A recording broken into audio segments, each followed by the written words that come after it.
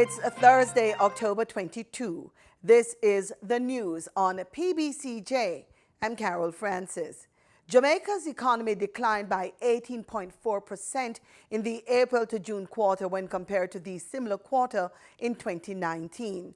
The Statistical Institute of Jamaica Statin is also reporting that there has been an increase in the unemployment rate. We get more in this report. Director General of Statin, Carol Coy, says the decline in the country's economy was due to the measures implemented to control the spread of COVID-19. Some of these measures included travel restrictions, closure of schools, churches, places of amusement and bars, the cancellation of entertainment events, work from home option where possible, the implementation of quarantines in St. Catherine and sections of St. Thomas and St. Mary, along with nightly curfews across the island. These measures significantly impacted areas of the economy such as the tourist-related activities, transportation, commerce, recreation, and culture. Ms. Coy says in addition to physical closures and household lockdowns, drought conditions negatively affected the agriculture and fisheries industry. For the quarter, the goods producing and the services industries declined by 12.7% and 20.3% respectively. In looking at the goods producing industries, the 12.7% decline in the goods producing industries was attributed to lower output levels across all the industries in this group. Agriculture, forestry, and fishing declined by 7.9% when compared to the second quarter of 2019. The performance of the industry was mainly due to drought conditions and reduced demand resulting from the closure of hotels and some restaurants. Statin says a new study about the impact of COVID-19 on the population has revealed an increase in the unemployment rate. At July 2020, there were 1,279,600 persons in the labor force, and this was a decline of 81,200 or 6% when compared with July 2019. The male labor force decreased by 4.8%, while the female labor force decreased by 7.3%. Some 10,464 households participated in the survey, which was conducted by the Statistical Institute of Jamaica in July. For the news on PBCJ, I'm Simona Absalom. Tablets will be used to collect data for the 2022 Population and Housing Census. Director General of the Statistical Institute of Jamaica Statin, Carol Coy, says the move from paper to digital collection is strategic. How do we use technology to make the organization more responsive and more efficient? We have gone this route in looking at our data collection. We have moved most of our data collection from paper. The bulk of our data collection is now digital on tablets. The information is uploaded. And I should point out that hopefully the 2022 census will be held in 2022. It's the first time we'll be doing a census using tablets. So we will not be using paper. And what this does, it allows us hopefully to get the data at a much quicker so we can release the information, but it allows us to improve the quality. As I mentioned before, you can track what exactly is happening out there with the data collectors, and you will pick up easily if things are not going as it should and be able to respond to it. The Population and Housing Census was initially scheduled to take place in April 2021. Due to the uncertainties surrounding the COVID-19 pandemic and a reduction in the budget, the census has been postponed until the following year. A number of measures have been put in place to secure the staff and the devices. For the first time, Statin did a telephone survey, a nationally representative telephone survey, and that was one adjustment that we made. That was in the middle of the first wave of the COVID-19 pandemic. Additionally, with regards to our regular data collection, for example, for our July labor force, we continue to do personal interviews, but we provided our interviewers with PPE. So they were provided with masks and hand sanitizers and face shields. And we are moving towards adopting more flexible approaches. As Ms. Coy said, though, that requires some reorganization, restructuring of the organization, and some adjustment as we respond to the changing times that we're facing. A population census commonly refers to the complete count of the people and housing units found in a country on a fixed date. The information collected provides essential information on the age, gender, and other key social and economic characteristics. In response to a cluster of COVID-19 cases at the Golden Age home in Vineyard Town, Kingston, the Health Ministry has activated emergency protocols. Portfolio Minister Dr. Christopher Tufton gave an update on Wednesday. The distribution of positives is as follows: 43 residents and 3 staff members. The positive residents are now in isolation at the section of the facility where they reside, while staff are isolated at home. What are the next steps? In keeping with our protocol to dealing with situations of this kind, we wish to assure the public, firstly, that the 2 ministries are doing everything that is necessary to ensure the best possible health outcomes for those staff, those affected, both staff and residents. The majority of admissions to the home are 60 years and older, a population we know to be among those most vulnerable for COVID-19, and a large percentage, of course, with comorbidities, so which makes this population a vulnerable group. The Health and Wellness Ministry says COVID-19 testing is being expedited for persons linked to the facility. The positive cases were found among residents and staff after 72 tests were conducted. The facility is home to 428 elderly residents with a staff complement of 162.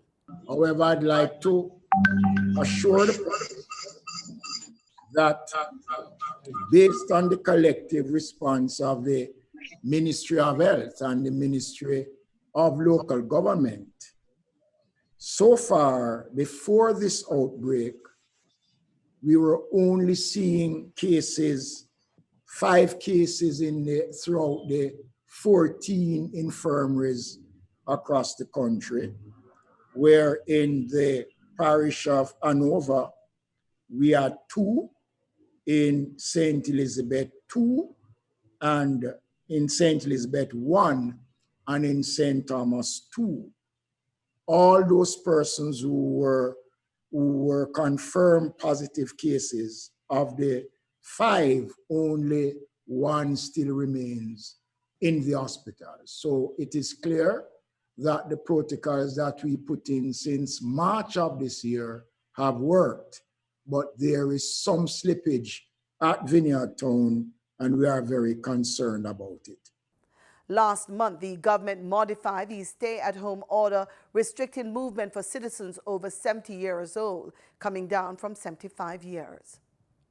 The Caribbean Examination Council, CXC, has adjusted English language grades for Jamaica college students. The initial results indicated that over 90% of the students had failed English A. The adjusted exam result shows that the 299 boys who sat English A performed as well as expected, with almost all of them passing. The school is awaiting updated results of other subject areas. Prime Minister Andrew Holness donated $5 million to the University of the West Indies and the University of Technology. The donations are to assist students remain in school and access the devices and connectivity necessary for online learning. The donation was being made jointly through the Jamaica Labour Party Education Fund and My Positive Jamaica Foundation. Work to reduce wave action at the boundary between the sea and land along Port Royal Street in downtown Kingston began in March. Managing Director of the Jamaica Social Investment Fund, Omar Sweeney, says the Port Royal Street Coastal Revetment project is on track to be completed by April 2021. This morning we're here on the site of the Port Royal Street Coastal Revetment Project, a project that's funded through the World Bank through a loan to the government of Jamaica being executed at a cost of approximately $1 billion. We are here doing 1,000 meters or 1 kilometer of roadway from Raytown to the Ministry of Foreign Affairs. In my view, it will improve the aesthetics of downtown Kingston and provide this platform for turning Kingston into a tourist mecca. Currently, the project is on time and on budget to be completed by April 2021. Kingston's Mayor, Senator Delroy Williams, says the revetment project is vital to the city as it will improve the shoreline. The project is very important to the city. We would have observed some time ago major erosion taking place along sections of the shoreline, and which was compromising the roadway. The roadway is a major corridor into the downtown of the city of Kingston. So we have included as part of the project a recreational aspect. So our residents will be able to walk along the shoreline and to leisure and to use the space as a recreational space. Restorative justice is a process whereby all the parties with a stake in a particular offense come together to resolve collectively how to deal with the aftermath of the offense. It is a different way of thinking about crime and conflict. Locally, Jamaica's Justice Ministry has partnered with the European Union to make restorative justice a part of our reality. Marlon Samuels has more in this report. On Wednesday, the Justice Ministry hosted a virtual town hall meeting on restorative justice. Minister Delroy Chuck gave a background for the need for this type of intervention. In 2016, we had 59 conferences on restorative justice. Right. Last year, 2019, we had close to 2,000 conferences. So far this year, we have gone in excess of 1,200. So you can see the growth of restorative justice conferences. And there are many persons asking, what is restorative justice? It is simply justice that heals. Right. We're not in the traditional justice system, retributive justice, that where retaliation or the feeling that you must get vindication for what has been done.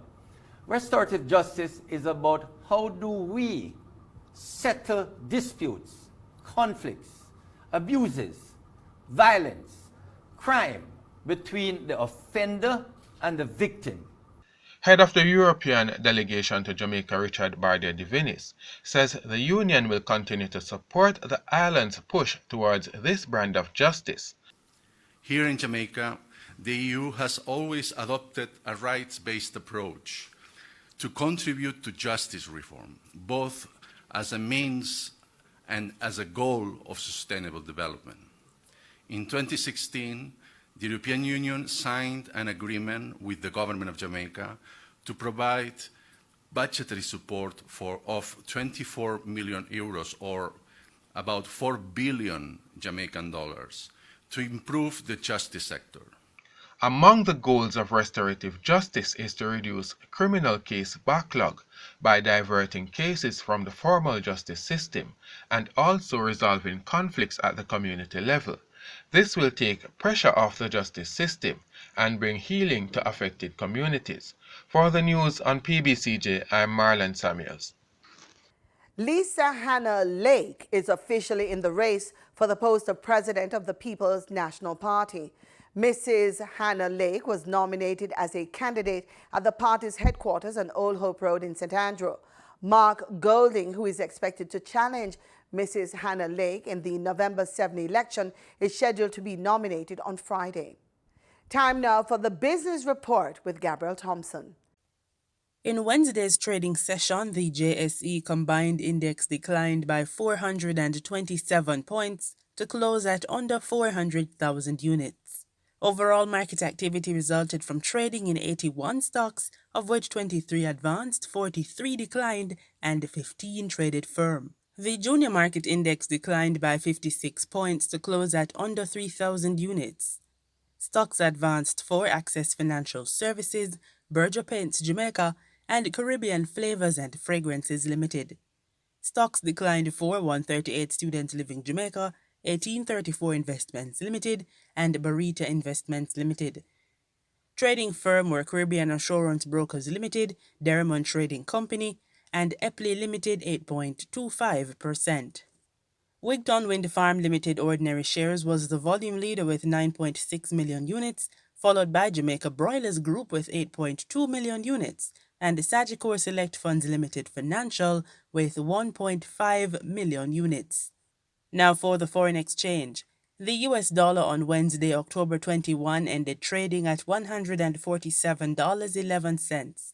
The Canadian dollar sold for an average $113.21. The pound sterling traded for $191.84, and the euro ended trading at $177.42.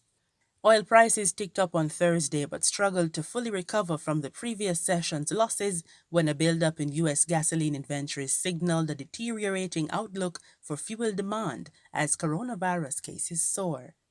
Brent crude futures gained 22 cents to $41.95 a barrel. West Texas Intermediate crude futures rose 17 cents to $40.20 a barrel. And that's it for the Business Report on PBCJ. I'm Gabrielle Thompson. This week on Culinary Trails, we head to Pizza Land in Kingston for a little taste of Italy. We get a glimpse of their unique way of making pizza with incredibly fresh ingredients and delicious sauces.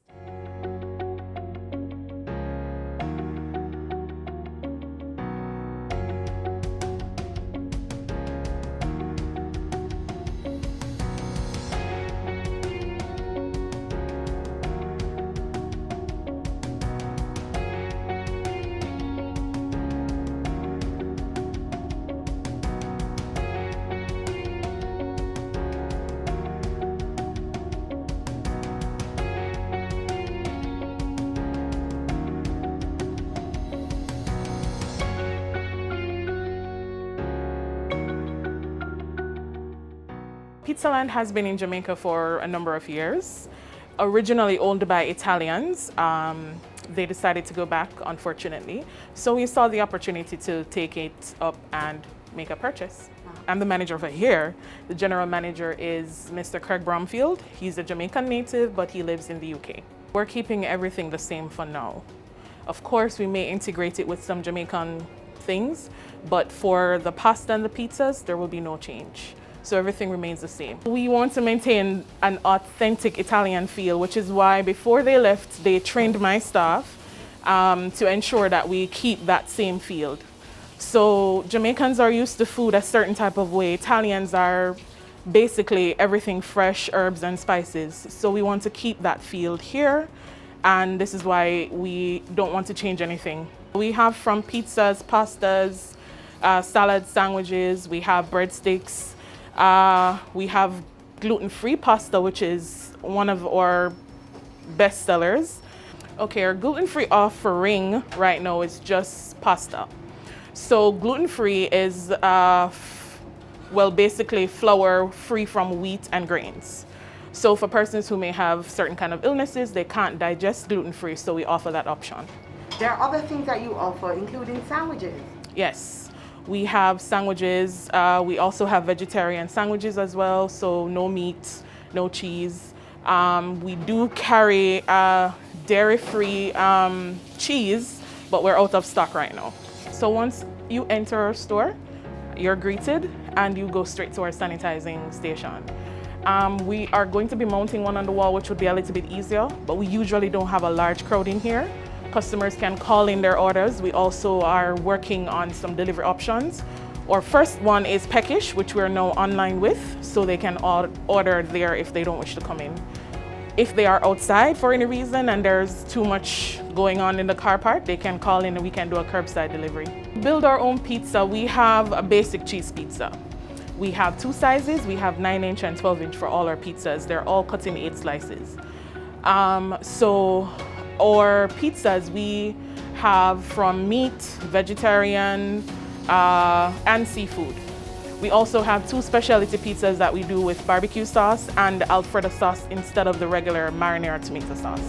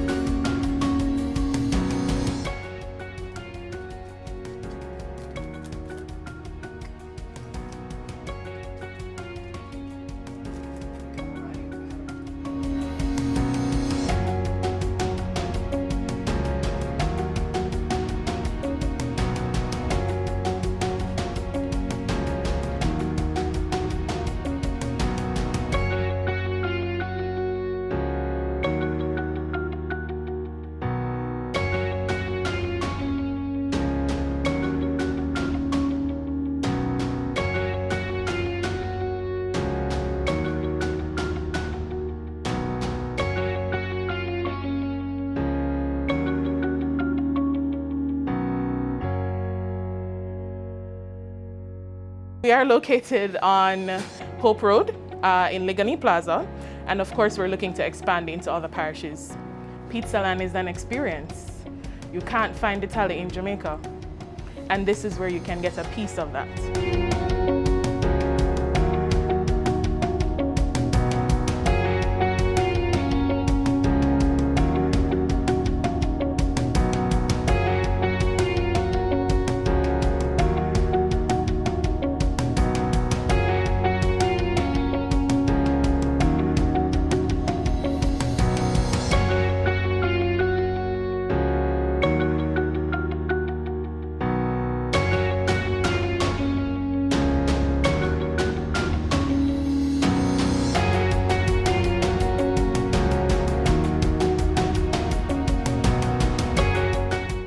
In regional news, the Health Ministry in St. Lucia has undertaken a massive contact tracing campaign, even as the island records its 38th case of COVID-19. COVID-19 patient number 38 was in contact with recent previous cases which spiked last week. The Health Ministry undertook a massive contact tracing campaign following case 29 who had no known travel history. The possibility of in-community spread led to a widespread campaign to identify the people who may have been exposed to the latest case. Health officials expect the numbers to rise as the campaign continues. Today, Wednesday, October 21st, 2020, St. Lucia confirmed one more case of COVID-19. This brings the total number of confirmed cases to 38. The individual is a 53-year-old female from Grozile. She was identified during the contact tracing process and is linked to cases 33, 34, and 37. As such, she was tested and placed in quarantine. She has now been isolated for care at the respiratory hospital. The new cases for this week have all been identified through the contact tracing process, and that tracing process continues this week. All efforts are being made by the public health team to rapidly respond to contain further spread of cases. We anticipate new cases as we continue the process to identify, test, and isolate further contacts. Chief Medical Officer Dr. Sharon Belma George reminds the public to remain cautious as most persons who contract the virus show no signs or symptoms. As we proceed with the necessary public health interventions, a serious appeal is made to the public to cooperate with our health officers and to practice daily the behaviors which can protect your health and safety. We remind every individual that 80% of persons who have the virus experience mild symptoms. As such, it is important that we all remain vigilant and respond promptly to any symptoms of concern to avoid further spread of the virus. Dr. George urges St. Lucians to take precautionary measures to protect themselves and others. The Ministry of Health, we take the opportunity to remind the public to adhere to the infection prevention control measures. Ensure that a mask is used always when going out in public. Maintain a safe physical distance from others when out as well. Wash and sanitize your hands often throughout the day. If experiencing flu-like symptoms, seek medical care immediately at the closest respiratory clinic. We also want to remind the business places to ensure that all of the protocols that are in place to keep your patrons healthy are sustained. Contact tracing and community intervention efforts continue across the island to minimize in-country spread of COVID-19. Gina Filippi, HDS News Force. In Barbados, a minister in the Ministry of Finance has served notice that a rigorous regulatory framework is coming for the financial sector. We have more in this report. Speaking at the official naming of the Cooperative General Insurance Company Limited building in Colomaroc, St. Michael last night, he said the insurance and financial services sector will face greater oversight through the tightening of legislation to focus on more risk-based assessment. At the same time, he announced that peer-to-peer lending and crowdfunding could soon become the norm in Barbados as government continues to provide an enabling environment for businesses to thrive. Strong stress is important for government to ensure proper rules and regulations are in place to thwart the spread of corruption and hold people accountable for their actions, and he's urging the private sector to do the same. This is especially critical as we tackle head-on the issues related to anti-money laundering, combating the financing of terrorism and the associated challenges in terms of correspondent banking, and considering the challenges currently being faced by Barbados in respect to the recent rulings by the European Union with respect to Barbados' inclusion on a list of non-cooperative jurisdictions for tax purposes. Minister Strawn explained that the Financial Services Commission will be focused on assessing the degree of risk in the business operation of companies and determine how to reduce the risk as required. You will be constantly monitored, both for compliance with the rules as well as the approach to risk management. Therefore, the monitoring of entities will be paramount, and a failure to comply or manage well will be noted and the necessary action taken to deal with any concerns according to the appropriate legislation. Therefore, the adoption of risk-based supervision facilitates the detection of risk on time, thus allowing you to concentrate on high-risk areas leading to increased transparency as well as accountability, and hence enhancement of the financial performance. In sports, Brazilian soccer legend Pele turns 80 on Friday. However, the three-time World Cup winner will spend the day isolated with a few family members outside São Paulo, where he is expected to receive a flood of tributes from players, fans, celebrities, and politicians. Pele will likely spend his birthday at his mansion on the coast of São Paulo state, where he has been since the beginning of the COVID-19 pandemic. Pele is Brazil's all-time leading scorer with 77 goals. He won World Cup titles for Brazil in 1958, 1962, and again in 1970. No other player has accomplished that feat. Pele also collected a slew of trophies for Brazilian club Santos from 1956 to 1974. And that's our package. Join us again tomorrow, same time, same place, for more news and sports right here on PBCJ, the People's Station.